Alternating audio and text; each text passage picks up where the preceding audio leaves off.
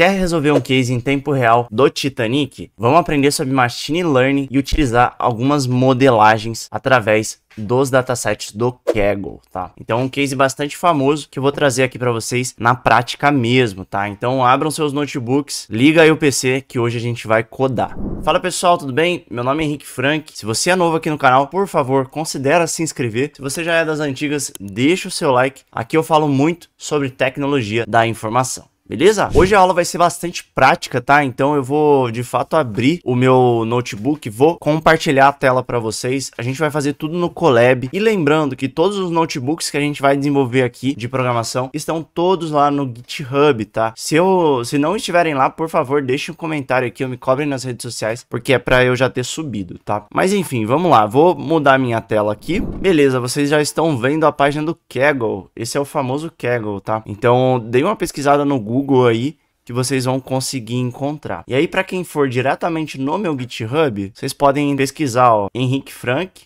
aqui no meu GitHub. Claro, ainda tá um pouquinho desorganizado, eu tô ajustando aos pouquinhos aqui essas semanas, tá? Mas você pode vir aqui em aulas YouTube, aí você pode vir em Python, ciência de dados, e aqui tem esse notebook Titanic Problem Kaggle. E aí vocês podem ver que aqui tem um teste aqui que eu coloquei, você pode abrir direto no Colab, mas isso aqui já é a solução do projeto, tá? Então, se você quer aprender do zero, não recomendo você ver a solução aqui de cara, tá? Dá uma olhadinha aí em outros pontos primeiro. Ah, e um outro ponto, foi mal aí se meu gato estiver passando aqui no vídeo, né? Ele é pequenininho, a gente adquiriu recentemente, então não tem muito como controlar. Ele tá brincando com o rato dele aqui, então é assim mesmo. Foquem na aula aqui, mas enfim, acontece, faz parte. Bom, vamos lá então. De fato aí, recomendo que vocês abram o computador de vocês, entrem aí no Google Chrome, no navegador, pra começar a codar junto comigo, tá? Eu acho que a melhor forma de aprender a prática, ponham a mão na massa, não assistam só esse vídeo, tá? Eu acho que isso ajuda muito para que vocês evoluam aí rapidamente, tá? Mas beleza, abri aqui o Kaggle, em paralelo também abri o Google Colab. Para quem já participou aí das aulas, sabe que eu acabo utilizando bastante o Colab, mas você pode utilizar outras plataformas também, pode utilizar, por exemplo, o Anaconda, pode utilizar o Jupyter Notebook, pode codar, sei lá, em algum editor de texto como o Sublime, direto no PyCharm, direto no VS Code, mas para fins didáticos e mais voltado para ciência de dados, eu gosto de notebooks mesmo, né? Então, nessa linha do Jupyter Notebook, a gente tem o Colab, que é uma ferramenta gratuita. É fácil de configurar, só você entrar aqui com a sua conta do Google. Tá bem na minha cara aqui, tá atrás aqui da minha cara, mas tem um lugarzinho onde você dá um sign in ali, põe sua conta do Google, sincroniza com o Drive e sucesso. E aí, uma dica matadora aqui para vocês também, que eu tô aprendendo, tá? Mas vocês podem ir aprendendo aos poucos também. Uma coisa que é muito legal é você criar portfólios dos seus projetos. Então tem uma função bem legal aqui no Colab, que é para você fazer a integração do seu GitHub. Nesse caso, eu guardei uma cópia como um Gist no GitHub. Então qualquer pessoa pode entrar lá, pode dar um fork no meu repositório, dá para ver o que eu tô codando. E você pode guardar também como uma cópia. E aí, nesse momento que você guarda como uma cópia, você seleciona um repositório. Claro, primeiro você tem que configurar a sua conta do GitHub aqui, sincronizar ela. E aí você vai selecionar o que você está fazendo e tudo mais. Se você quiser criar um novo ramo, né, uma nova branch aí para quem gosta do Gitflow, consegue utilizar aqui também. E aí, dica de ouro, para você criar pastinhas, você coloca assim, ó. Pelo menos essa foi a forma que eu aprendi, tá? Fuçando aqui foi a forma que eu aprendi. Se vocês conhecerem uma melhor, por favor, deixem aí nos comentários. Para colocar o caminho com a pasta, eu geralmente faço assim. Aí ele cria uma pastinha aqui no GitHub com este mesmo caminho, tá bom? Mas é isso, pessoal. Chega de enrolação. Vamos lá para o que é interessante mesmo. Comecei a criar meu bloco de notas aqui.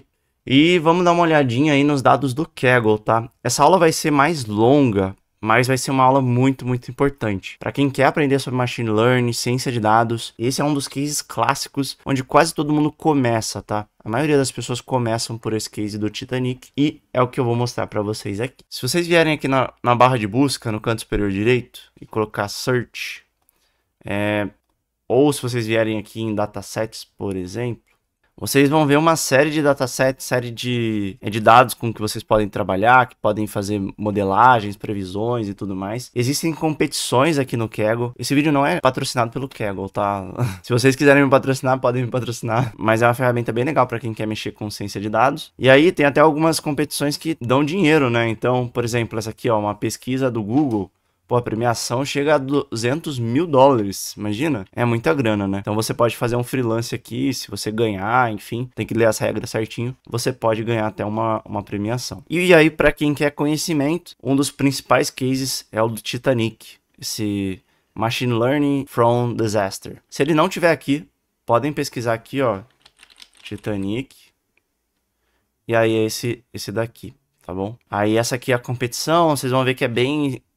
Essa competição tá bem estruturada, tem um vídeo aqui apresentando os dados. Eu recomendo que vocês pausem o vídeo aqui, deem uma olhadinha nesse vídeo em específico. É só dar uma pesquisada aí no Kaggle. E aí aqui fala um pouquinho da competição, dá um overview, fala como você submeteu o seu projeto. Então você consegue mandar um projeto aqui e ver se que você enviou tá legal ou não. Eu não vou focar em mandar o projeto, tá? A gente vai focar mais em entender os dados e fazer algumas modelagens, para esse vídeo não ficar muito longo, mas se vocês quiserem algum dia eu posso fazer essa submissão, fazer todos os processos aqui como se fosse numa competição mesmo, tá? Só que como eu quero ir direto na prática, hoje eu vou focar aqui na análise dos dados e também nas modelagens, beleza? Aí aqui também tem como que é avaliado. Então aqui basicamente essa competição ela é para a gente utilizar o Machine Learning para tentar prever quais passageiros sobreviveram ao acidente do Titanic, tá? Então a gente ficou sabendo aí também do submarino que foi investigar o Titanic lá há pouco tempo e o pessoal acabou falecendo também, infelizmente, né? Então é um tema que tá bem atual, queria trazer para vocês aí com um tom lúdico, que eu acho que vai ser legal para vocês aprenderem, tá? O que a gente tem, né? A gente tem uma tabela que tem a solução de quais pessoas de fato morreram no Titanic, tá? No acidente. E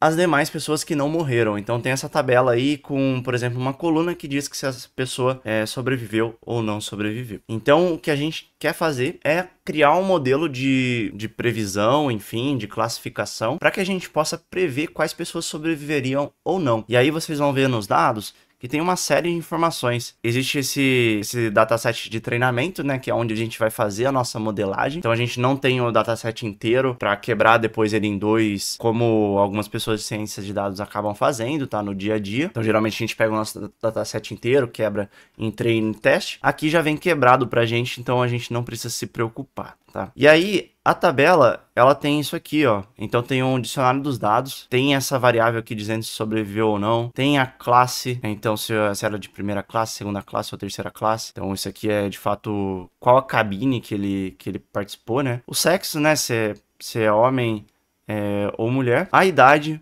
o número de irmãos que você tem aqui no Titanic também. Esse part é o número de parentes ou crianças. O ticket é o número do ticket mesmo, né? Será que tem alguma relação do número do ticket com a sobrevivência das pessoas? Fica uma boa pergunta aí para vocês pensarem, tá? O quanto esse passageiro pagou pela passagem, qual que é o número da cabine e também qual porto ele fez o embarque, tá? Em qual porto ele realizou o embarque. Então tinham várias paradas, eles pegavam em várias cidades diferentes, aqui em Cherbourg, Queenstown, Southampton, enfim, é pra gente ver se essas variáveis têm alguma relação com as pessoas que morreram no Titanic, tá bom? Bom, aqui tem um pouquinho das descrições, né, dos dados, então é bem completo mesmo. Então aqui, ó, o sibling é irmão, isso aqui é como se fosse um meio-irmão, né? Como se fosse um irmão, só que de um pai diferente, né? Ou até mesmo de uma mãe diferente. Não sei porque me fugiu a palavra aqui agora, mas tudo bem. E aqui, spouse, ele é o esposo, a mulher. E aqui, por exemplo, ele diz que amantes e noivos, por exemplo, foram ignorados, tá? Que talvez não tenham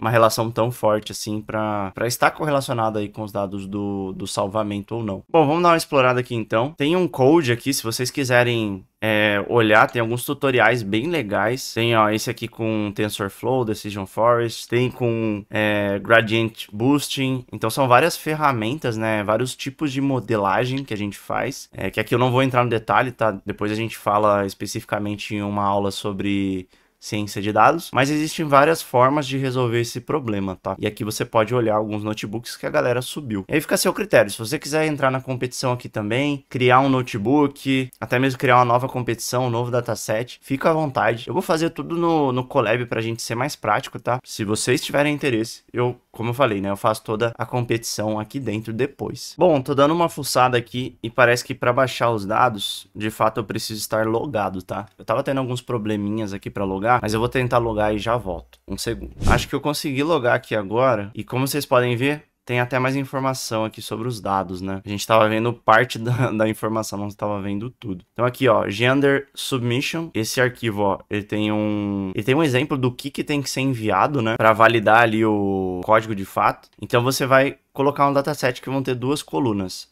O ID do passageiro e se ele sobreviveu ou não. Então você vai fazer isso sobre o arquivo de teste, né? O seu teste. Você vai treinar com... Na verdade, você não vai treinar, né? Você vai rodar o modelo com ele. E aí, com esse resultado do modelo, você submete aqui para a competição. Beleza? Perdão que eu tava com uma janela aqui na frente. Eu acabei me embananando, tá? Mas os dados estão todos aqui no Data Explorer. E aí você pode vir aqui em Download All. Salva aí no lugar que fizer sentido. Faz a extração dos arquivos. Vamos extrair para uma pasta específica aqui. Só um segundo. E aí, depois que a gente extraiu, a gente pode subir lá no Colab ou na ferramenta que você estiver utilizando, tá? Para subir os arquivos, a gente pode dar clicar aqui, ó, nessa pagininha com um sinalzinho para cima. Aí não tá aparecendo para vocês, mas eu tô aqui no explorador de arquivos. Vou selecionar os 3 arquivos CSV e tô subindo aqui, tá? Então, vocês podem ver que já estão todos os dados aqui e a gente já pode começar a dar uma olhadinha nessas tabelas e trabalhar com os nossos dados. Bom, pessoal, agora que a gente está falando de dados aqui, então, vai ser muito legal a gente entender essas 3 tabelas de fato. Então, a Gender Submission, ela é uma tabela onde tem a resposta de todas as pessoas que de fato morreram, tá? Eu sei que é meio trágico, mas é uma tabela que mostra ali o ID das pessoas e também se elas faleceram ou não. A gente tem a tabela de teste, que é uma tabela que a gente vai utilizar para, de fato, testar o nosso modelo, né? Vai ser uma tabela onde depois que a gente tem o nosso modelo treinado, a gente vai pegar e vai utilizá-la para tentar prever as pessoas que de fato morreram no acidente, tá? E os dados de treino, ele representa aí a maior parte dos dados, tá? E são os dados onde a gente vai utilizar para treino do nosso modelo. Geralmente a gente faz essa seleção aleatória, tá? De maneira aleatória. Geralmente a gente coloca um número que é um seed, que é uma semente que a gente fala. A gente faz essa distribuição aleatória, mas aqui, como eu falei para vocês, o site já deu separado para estar bem mais mastigado para a gente também, tá bom? Mas vamos lá, primeira parte, acho que é de fato entender aí os nossos dados. Então vamos fazer uma leitura dos dados e para isso a gente pode utilizar a biblioteca do Pandas. Caso você não tenha a biblioteca Pandas, você pode adicionar um código aqui e colocar pip install pandas. Assim como você poderia fazer com qualquer outra biblioteca, tá? Então vocês estão vendo aqui que eu já tinha instalado, então ele não baixou nada novo. E eu poderia fazer isso com outras bibliotecas também, como Seaborn, como Matplotlib. Esse está rodando ainda, né? Vou esperar ele só finalizar. Matplotlib, também executo. E também deve estar ok, tá? E aí, para eu executar sempre na mesma linha, eu dou Ctrl Enter, tá? Que nem eu já passei em outras aulas para vocês. E aí você pode achar essas libs tanto aqui quanto no próprio Google, tá? Então, se você vier aqui no Google e pesquisar PyPy, você vai ver que existe esse package index do Python, então como se fosse um catálogo mesmo de bibliotecas, e aí você pode entrar aqui e pesquisar suas bibliotecas, tá? Pode dar um browse aqui, ó, em projects, e aí tem os tópicos específicos, database, tem muita biblioteca aqui, tá? Então, NLP, por exemplo, ó, Natural Language, tem para português, por exemplo, tem para inglês, vou entrar no português brasileiro. Aí tem, por exemplo, essa biblioteca aqui, tem outras bibliotecas também, tá? Então tem uma série de bibliotecas, nem todas são homologadas, tá? Então toma cuidado para você não mexer com uma biblioteca que não seja tão segura. Mas a gente pode pesquisar aqui, por exemplo, o próprio Pandas. E aí a gente pode achar o Pandas aqui. Esse é o Pandas 2, tá? Esse é o Pandas correto aqui que a gente está utilizando. E aí vocês podem ver que tem até a página do Pandas, aqui tem a documentação. Então, se eu clicar aqui, ó, ele já joga para documentação. Então, é como se fosse um catálogo mesmo ali de todas as bibliotecas do Python e você pode dar uma pesquisada ou até mesmo procurar aí no Google qual que é a biblioteca melhor para determinada ferramenta que você vai trabalhar, tá? Mas beleza, já configuramos aqui a nossa biblioteca. O que a gente vai fazer agora, importá-la, né? Importar pandas SPD, para que a gente não tenha que ficar chamando toda vez pandas, tá? A gente pode colocar algumas abreviações, como PD, por exemplo. E aí eu vou dar um Shift Enter para ele rodar e para a linha de baixo, tá? E aí eu vou utilizar o PD .read CSV, que é uma forma de ler arquivos CSVs dentro da biblioteca do Pandas. E aí, se vocês deixarem o mouse aqui em cima, vocês vão ver que aparece aqui algumas informações sobre essa função. E ele fala aqui, ó, leitura de arquivos separados por vírgula, transformando em data frames, tá? E aqui o CSV é de fato um arquivo separado por vírgula, mas pode ser separado por tab, pode ser separado por pipe, né, que é aquela barra vertical, ponto e vírgula. Enfim, tem N maneiras que esse arquivo pode ser separado. E aí você pode mudar um parâmetro para que ele leia na sua separação específica, tá? Ele mostra a documentação aqui também, mostra todos os parâmetros e vai explicando um pouquinho mais a fundo, tá bom? Mas vamos lá, read CSV, e aí para isso eu vou puxar os meus dados, né? Vou começar a puxar meus dados. Então, gender submission. Eu posso escrever direto o gender submission, eu posso copiar o caminho aqui, tá? Então, eu vou copiar o caminho. Deixa eu dar um execute. Como vocês podem ver, ele já apareceu aqui.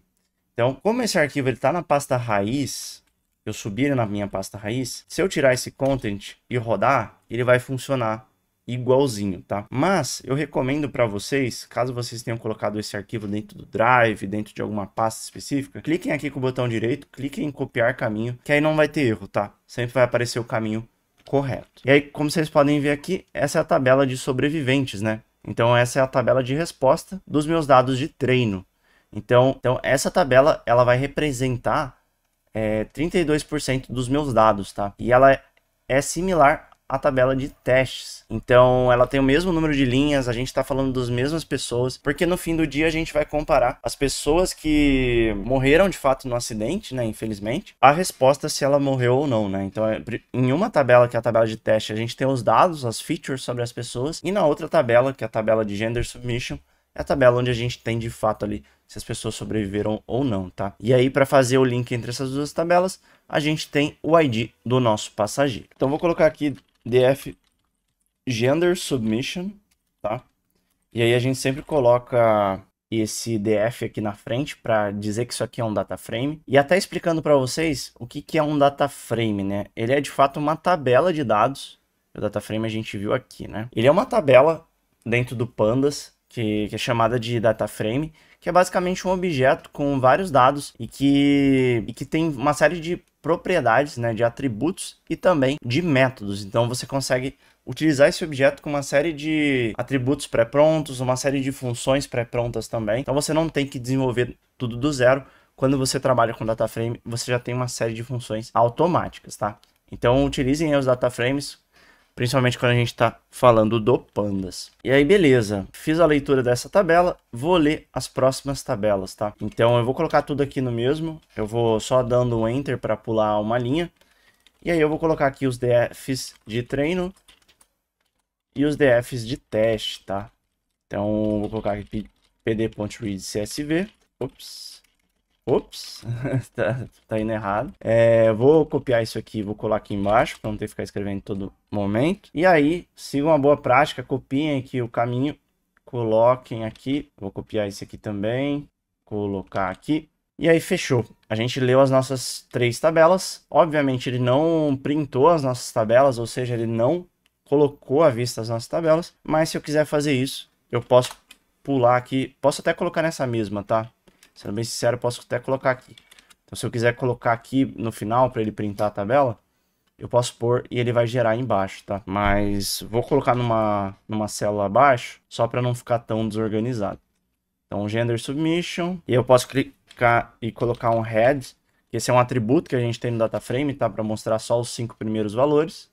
Eu posso mudar também para 3, para 2, enfim. Por padrão, ele sempre põe 5. E aí eu vou dar display nos outros data frames também, tá? Então, eu vou colocar aqui o de treino primeiro, né? E depois vou colocar o DF de teste. Bom, então deixa eu rodar os dois. Esse rodou, mas foi lá embaixo, né? Beleza. Tá bom, as tabelas, como vocês podem ver, elas são bem parecidas, tá? O que muda entre elas é que, de fato, uma tem mais linhas do que a outra. Deixa eu dar um count aqui para vocês verem. Beleza. Então, ele tá contando aqui os não nulos, tá? Dentro de cada coluna. E aí, se a gente for ver o maior valor aqui, de fato, 891. Então, a gente tem esse tamanho de tabela, tá? E a gente pode olhar essa informação também pelo shape da tabela, né? Então, a gente pode pegar aqui e utilizar o atributo shape, que vai dizer que a tabela tem 12 colunas e tem 891 linhas. Já a tabela de baixo, ela tem 418, que é o teste, né? E tem 11 colunas, tá bom? Pô, tem colunas distintas nas duas tabelas. Qual coluna será que tá dando distinta, né? Vamos dar uma olhada. É só a gente utilizar o atributo aqui, columns, tá? Então, deixa eu colocar esse. Vou colocar aqui embaixo também. Aí, vou pegar e colocar um teste. Beleza. Então, só de olho aqui, essa coluna survived é a que não tem nos dados de teste. Por quê? Porque nos dados de treino eu tenho que ter essa coluna, porque eu de fato preciso usar esse dado se a pessoa sobreviveu ou não para treinar o meu modelo. Já nos meus dados de teste, essa coluna vai estar separada com a gender submission, tá? Então a gender submission são as minhas respostas verdadeiras de quem morreu com os dados de teste ou quem não morreu. E eu vou utilizar a modelagem para criar essa gender submission, tá? E aí eu vou comparar uma com a outra para ver se os meus valores estão corretos ou não. E aí você pode fazer isso, eu vou te mostrar também como fazer isso, ou você pode simplesmente subir esses dados lá na plataforma, que ele também vai calcular para você se você está perto ou não do resultado final. Mas beleza, já estamos analisando um pouquinho dos dados, vamos olhar de fato aqui a nossa tabela de treino e dar uma exploradinha um pouco mais, tá? Então, como vocês viram, né, tem o ID do passageiro, tem se ele sobreviveu ou não, qual que é a classe, o nome dele, o sexo, a idade, se ele tem os irmãos, né, ou se tem esposo, enfim. Aqui parentes e crianças, o ticket também, né, o número do ticket, do bilhete, o custo que ele pagou por aquele ticket, tem a cabine e tem qual porto ele embarcou, tá? Que nem a gente viu aqui nos dados do nosso dicionário, tá? Então, ó, se vocês forem olhar aqui, tem a descrição de cada uma e aqui embaixo ele mostra o que significa cada um desses pontos aqui, beleza? E aí, como vocês podem ver, né, a gente tinha olhado no count lá também, mas a cabine, ela tem vários valores que são not a number, tá? Esse NaN é not a number, e são valores aqui errados, digamos assim. Ou seja, faltam valores no nosso conjunto de dados. E isso é normal, tá? Significa que a gente não conseguiu encontrar valores históricos dentro da nossa tabela, tá? E aí, por exemplo, deixa eu dar um count para ver todos os valores. Na cabine a gente só tem 204, tá? Preenchidos de 891. Então, de fato, a gente vai ter que tomar um pouquinho de cuidado com esse ponto da cabine para a gente não poder fazer aí estimativas erradas. Utilizamos nosso dado de treino. Já temos ele aqui escrito, né?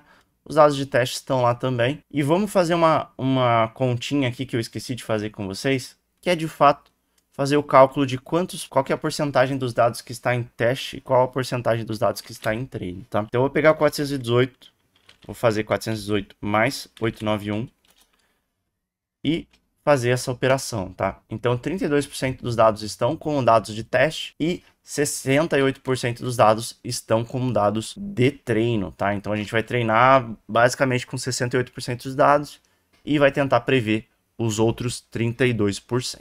Bom, vou ser mais rápido aqui para esse vídeo não ficar mais longo, tá? Eu acho que já tá bem grande, mas o bom é que a gente já viu bastante coisa aqui também. Vou dar uma aceleradinha aqui para a gente poder fechar esse conteúdo e vocês não morrerem de sono aí também, ok? Bom, vamos fazer uma modelagem então, e para isso a gente vai precisar de um modelo, né? De um cálculo matemático, uma regra matemática para fazer a modelagem do nosso código, tá?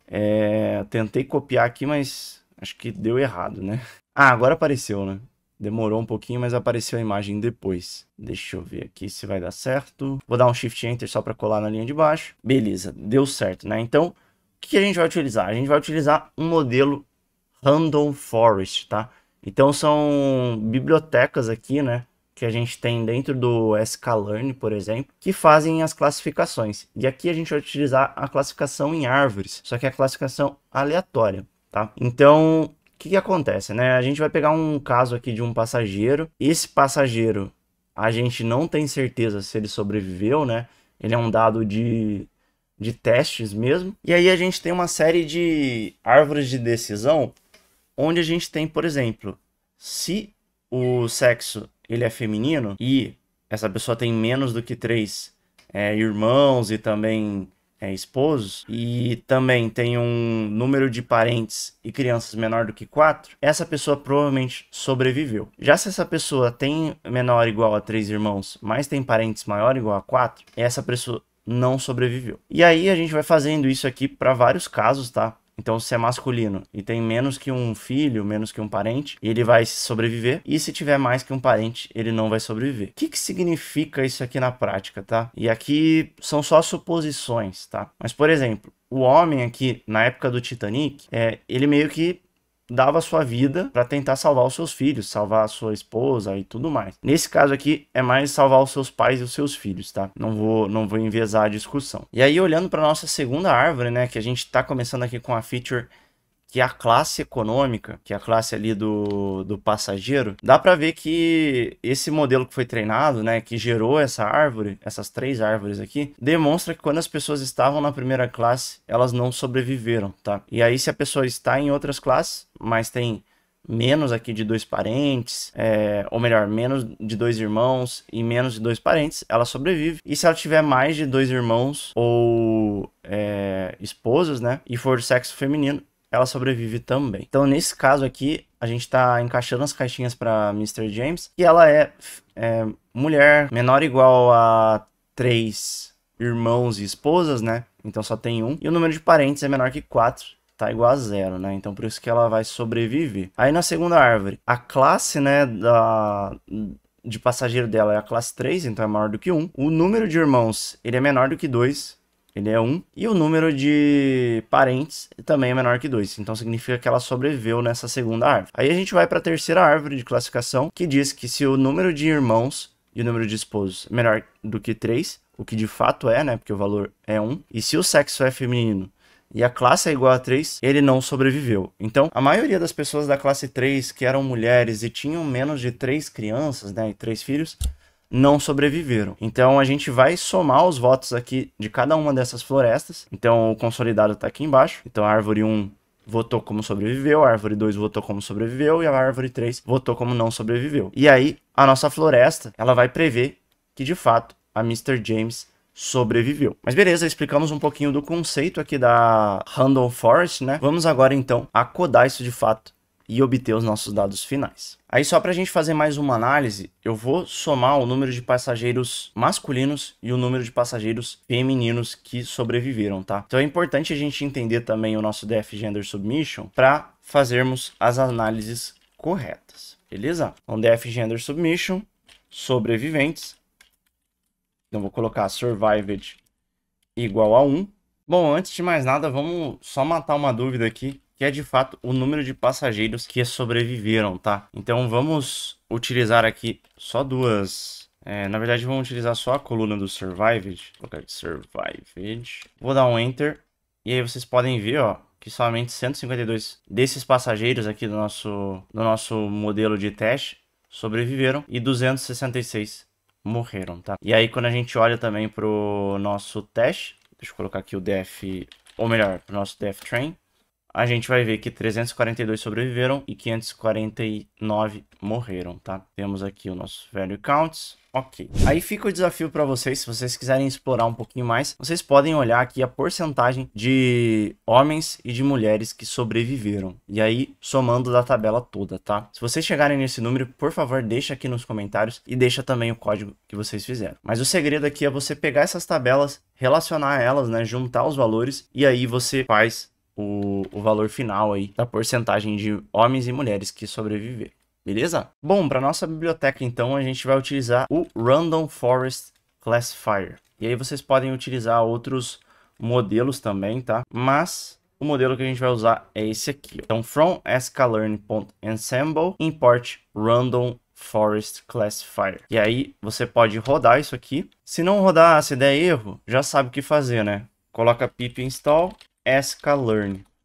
O nome dessa biblioteca é scikit-learn, tá? Uma biblioteca que tem várias funções aí de modelagem de dados, classificação e tudo mais. E ela é bem legal para quem está começando agora, tá? Tem uma série de modelos além do modelo de florestas aleatórias, tá? Bom, então a gente tem aí, a gente já acabou de importar a nossa biblioteca de Random Forest. O que a gente vai fazer agora é pegar os valores e quebrar em duas colunas, tá? Então nesse Y vai ser os meus valores de que eu quero chegar, tá? Então eu vou pegar o meu DF de treino e colocar aqui, nesse caso, eu vou colocar o Survived, né? Só a coluna Survived, beleza.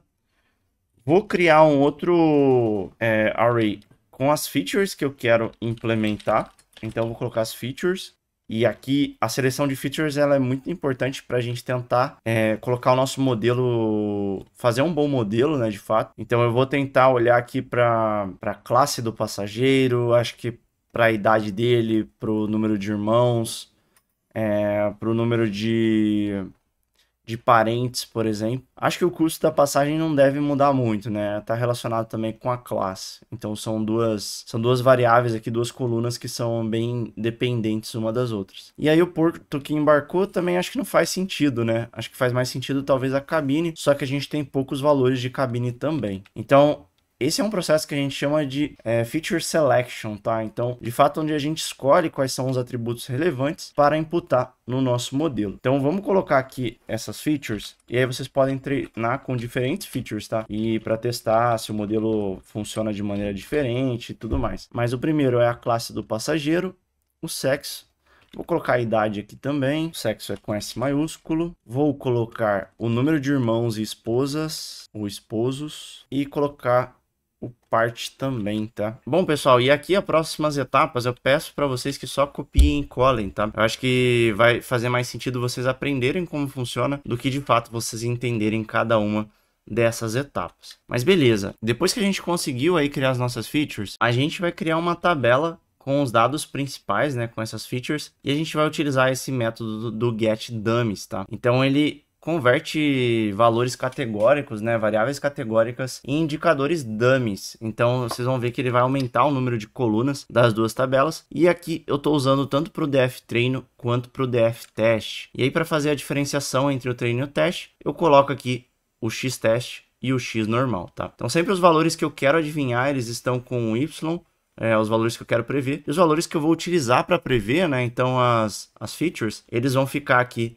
nessa outra tabelinha com o x, tá? E aí, por exemplo, a gente faz a separação com esse underline teste, ou a gente pode colocar x treino, x teste também. E aí, só para mostrar um pouquinho para vocês como que fica o formato final, aqui, ó, por exemplo, na variável de sexo, que a gente tem masculino ou feminino, a gente vai ter duas variáveis agora, vai ter sexo masculino e sexo feminino, tá? E aí vai trocar por 0 ou 1.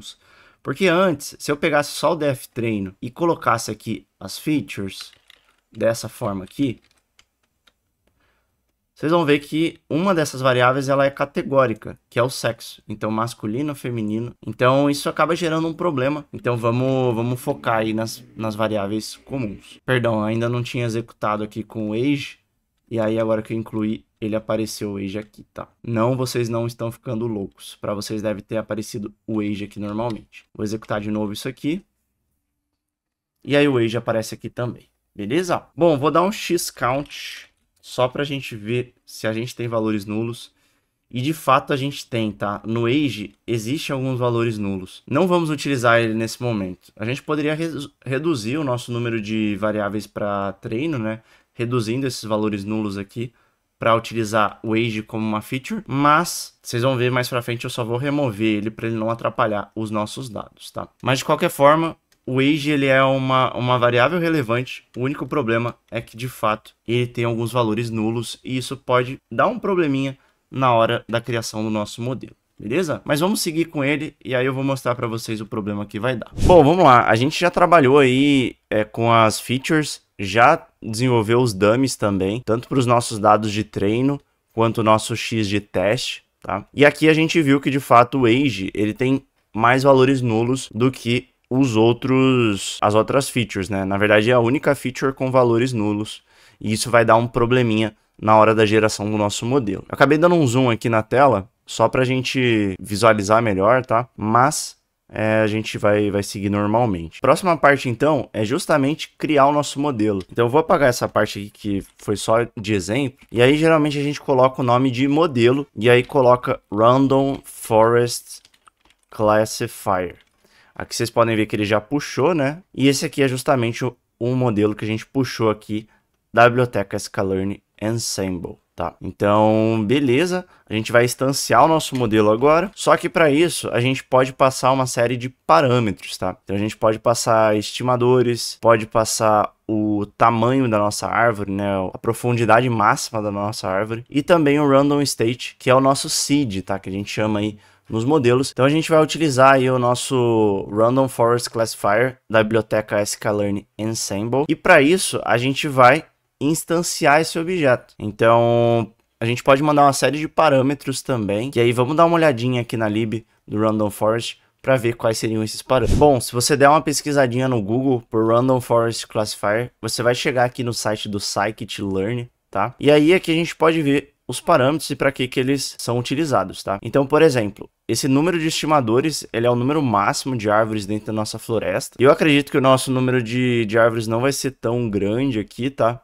Mas por default a gente sempre acaba utilizando o 100, e aí você pode mudar com base no que fizer sentido. E aí o tamanho máximo da nossa árvore, que é quantas casas ele vai colocar, né? Isso vai impactar muito em questão de overfitting e underfitting, tá? Então se você colocar uma altura muito pequena, pode ser que a sua classificação seja muito generalista e ela nunca acerte. Ou se você colocar uma profundidade muito grande, ela vai ser muito especialista e só vai funcionar para os seus dados de treino, tá? Não vai funcionar para os seus dados de teste. É sempre legal ter essa relação, né? Esse ponto ótimo entre os dois para você não escolher nenhuma árvore tão grande nem tão curta e que atenda aí a maior parte dos casos. Aí uma outra variável que também é importante é a random state, tá? Que é essa aqui. Que ela mostra basicamente qual que seria a aleatoriedade, né? Das amostras utilizadas para montar as árvores e quais features vão ser utilizadas aí dentro de cada nódulo, né, da nossa árvore, dentro de cada node da nossa árvore, para fazer essa aleatorização e também fazer essa classificação, tá? Então é bem importante a gente colocar esse estado aqui também para poder comparar com outro modelo que a gente for fazer, tá? Mas beleza, vamos lá para o nosso problema aqui do Titanic. Temos o nosso Random Forest Classifier. Vamos agora definir o número de estimadores, number of estimators, que dá um total de 100. O tamanho máximo da nossa árvore eu vou colocar aqui como 5, mas vocês podem testar para outros tamanhos e ver se vai mudando aí a precisão do modelo. Então, cada um desses valores, se a gente altera, se a gente diferencia, ele pode tornar o seu modelo mais preciso ou não, tá? Então, fiquem atentos quanto a isso. Aí, random state eu vou setar como 1, só para eu ter ele como um parâmetro, caso eu queira comparar com outro modelo, tá? No nosso caso, a gente só vai usar o Random Forest mesmo, mas se a gente quiser, a gente pode comparar com outros modelos com esse Random State. Aí ele sempre vai ter um modelo similar quando a gente coloca aí o mesmo número de estimadores, o mesmo número de profundidade de árvore. Então, se você quiser replicar esse modelo mais de uma vez, configura o seu Random State certinho. Tá. E aí temos o nosso modelo, né? Eu vou só apresentar aqui para vocês. Como vocês podem ver, ele mostra aqui que já é o Random Forest Classifier, com esse Random State e tudo mais. E aí a gente pode pegar e, de fato, fazer um fit do nosso modelo, né? Então a gente quer pegar os nossos dados de treino e treinar o nosso modelo. Quando a gente fala de treino de modelo, a gente fala de fit. Então, nesse caso, a gente vai utilizar o X de treino, que é os nossos dados que a gente tinha aqui. E a gente tem que colocar o Y, que seria a resposta do nosso modelo de treino. E o Y, nada mais, nada menos, e aqui falando do Y de teste, tá?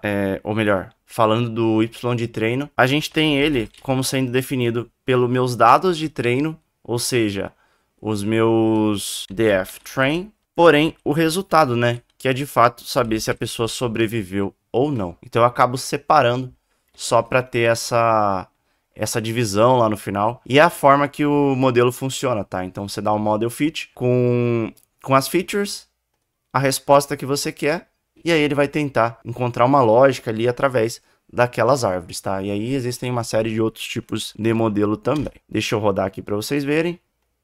E vocês podem ver que ele é aqui basicamente uma tabelinha, né? com 0 e 1s e aqui com as posições de cada uma das pessoas, tá? Então, beleza, vamos colocar o nosso y aqui. Deu erro, deu erro. Por que que deu erro, né? Então, o input x contém um not a number, né? Então, contém um valor aqui que não deveria. Isso aqui está acontecendo por conta do meu age, tá? Então, de fato, eu não posso ter valores nulos para uma das colunas de features, ou not a number nesse caso, né? Então, se eu tirar o age aqui e der um run, eu vou... Deixa eu rodar tudo de novo aqui, só para ter certeza. E rodar aqui. Vocês podem ver que o modelo já foi treinado, né? Então, aqui, esse modelo já foi treinado. A gente já consegue utilizar esse modelo. Como ele é um objeto, só a gente fazer o fit aqui, já salva os valores, então não preciso fazer model igual a model.fit. E aí, simplesmente, para pegar as predições, né, eu vou fazer predictions igual a model.predict. E aí, o que eu quero prever aqui? O meu x de treino ou o meu x de teste? O meu x de treino, eu já utilizei ele para treinar, né? Então, de fato, eu não preciso achar o valor de y para ele, porque eu já tenho. Então, as predições são sobre os valores de teste, tá? Então, por isso que a gente fez aquela divisão lá no comecinho. Na verdade, a tabela já veio dividida, né, em dados de teste e dados de treino. Só que em vários momentos a gente acaba tendo uma base única e tem que fazer essa divisão. E aí a gente tem uma função no Pandas específica para isso, tá? O que a gente vai colocar aqui não é o nosso y, não é o nosso x, é o nosso x de teste, tá? A gente vai rodar. Basicamente, nosso modelo funcionou aqui. E aí, se eu rodar um predictions, ele vai me mostrar um array com 0 e 1s. E aí, se eu olhar, por exemplo, o tamanho desse array, não é assim. Na verdade, é assim a função. Vocês podem ver que ele tem 418 valores, que é o mesmo tamanho aqui do meu x de teste. Então, se eu comentar aqui, e para comentar, vocês podem clicar Ctrl mais ponto e vírgula, tá? Aqui no Colab. Então, o meu x de teste, se eu olhar o shape dele, são 418 valores também. Ou seja, tem um valor de prediction para um valor de teste. E aí, mostrando uma funçãozinha extra para vocês que não tem lá no tutorial, tá?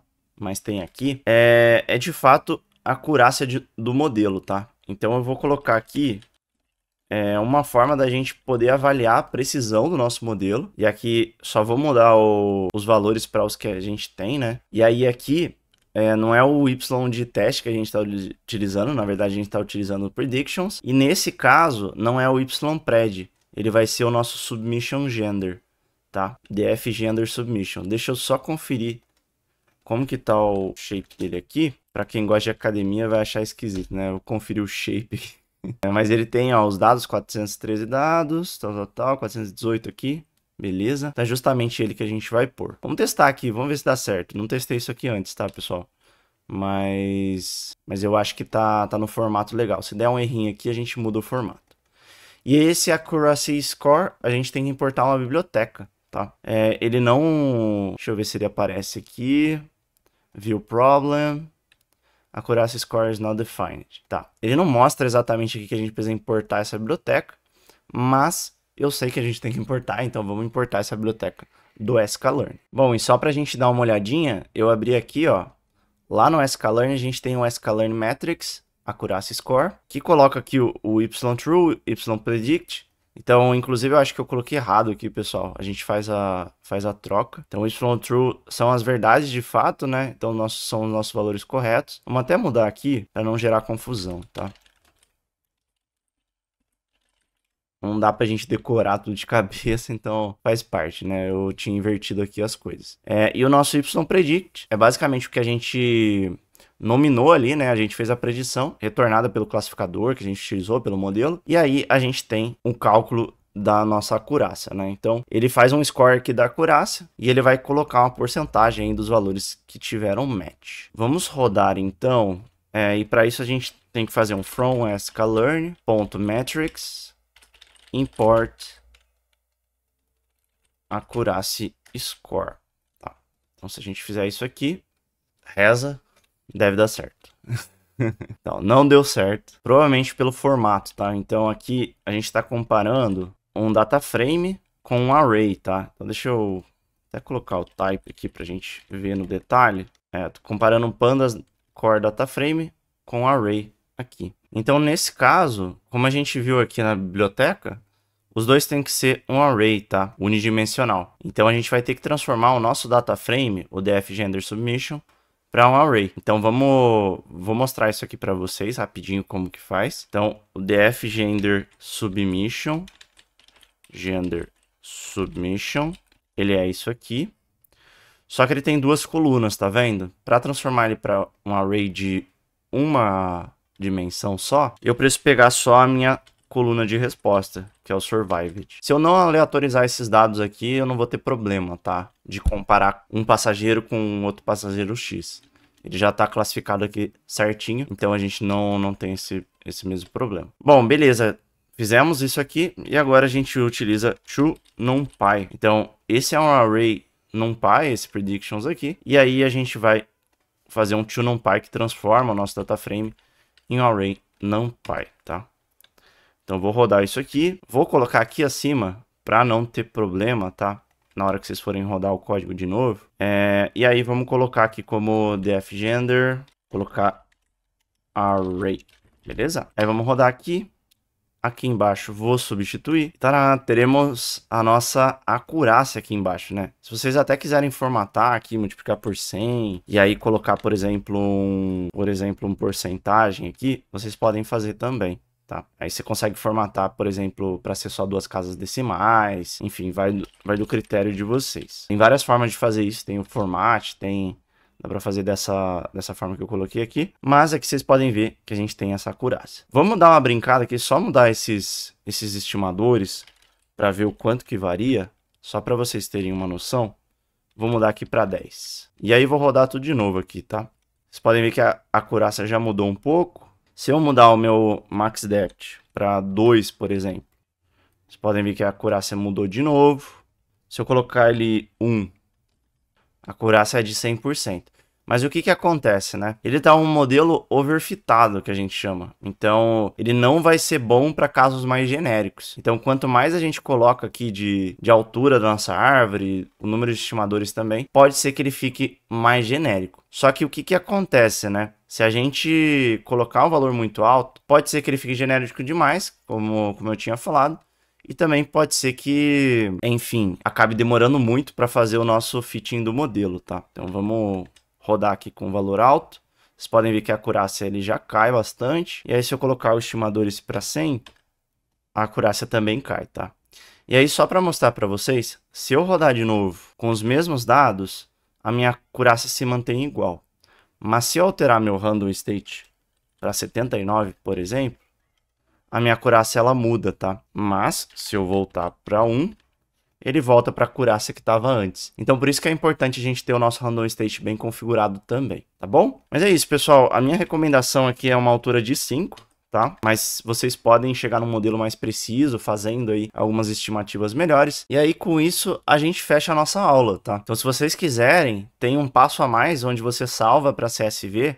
E eu vou deixar aqui no finalzinho, caso vocês queiram, que ele basicamente vai te dar uma tabelinha onde você pode imputar lá no site do Kaggle, tá? Eu vou colocar aqui embaixo e aí, se vocês quiserem, vocês copiam e colam também. Bom, então, esse aqui é o códigozinho. Você pega o data frame e cria aqui um data frame só com o passenger ID e se ele sobreviveu ou não, aqui com seu DF de teste. E você dá um output to CSV, que basicamente gera um arquivo CSV na pasta onde você está executando isso aqui. E você pode baixar, tá? Então, coloca o to CSV e aí você tem já ó, o seu arquivo na pastinha aqui. Então, submission CSV, vamos ver se a gente consegue abrir. Aqui eu tenho os passengers IDs. E se eles sobreviveram ou não. Vocês podem pegar esse arquivo aqui e jogar para o seu drive. Enfim, tem várias formas de fazer. E aí, lembro para vocês que esse conteúdo vai estar todo no GitHub, tá? Então, vou aproveitar aqui até fazer o meu commit. Vou guardar uma cópia aqui no GitHub. E aqui eu vou salvar nas minhas aulas YouTube. Vou colocar Python Data Science e colocar aqui. Deixa eu só verificar se é assim mesmo. Eu acho que tem um tracinho no Data Science. Não é Data Science, é ciência de dados. Então, vou colocar aqui ciência de dados / Titanic Problem. E aí, eu tenho o YouTube. Se vocês quiserem, pode criar uma branch. E aí, eu já vou copiar o meu códigozinho lá para o meu repositório. Vocês podem ver que já veio aqui, ó.